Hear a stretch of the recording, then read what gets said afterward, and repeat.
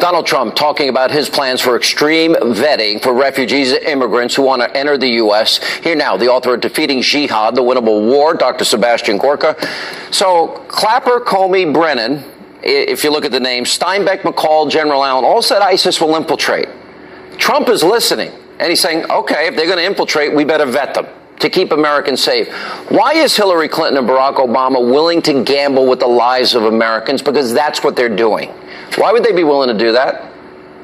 It's part of their ideology, Sean. Remember, these are people that are shaped by the one world multiculturalism. These are postmodern secularists, and they think, it's unfair to close our borders.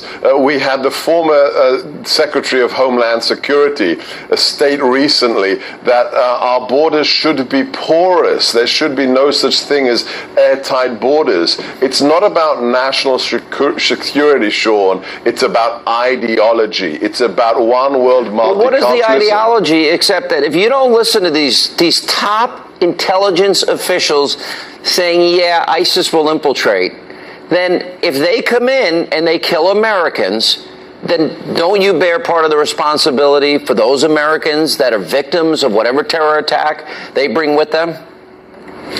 As we've discussed before, Sean, reality is optional on the left. It's not about truth, it's about their narrative. Look at this weekend. We've had 11 devices deployed. Only a handful of them exploded, but 11 devices were deployed, IEDs. How many people have to walk around America with shrapnel in their bodies? How many people have to be killed or maimed until they say, yes, there is a threat?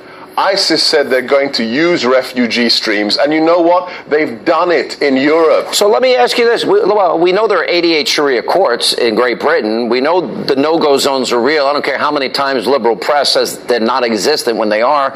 We know what happened. Look at what happened with Angela Merkel. I mean, her party was destroyed in the elections. Add to that Belgium, add to that Sweden, add to that all of Europe, and the impact that this is having, the Islamization of Europe.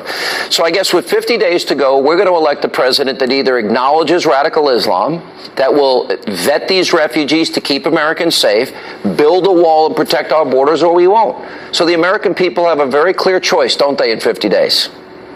Sean, this has become a national security election. I believe in my heart the majority of Americans, when they walk into that polling booth, will be making this decision.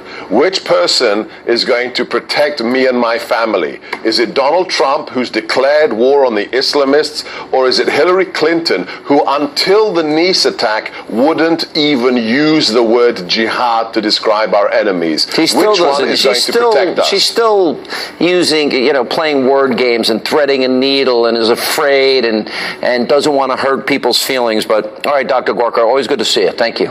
Thank you, Sean. And up next tonight. It's tougher about my supporters than she does about Islamic terrorists. Anyway, Hillary accusing Trump of aiding ISIS? Really? He's firing back on the campaign trail. Sheriff David Clark, Dinesh D'Souza, they're next.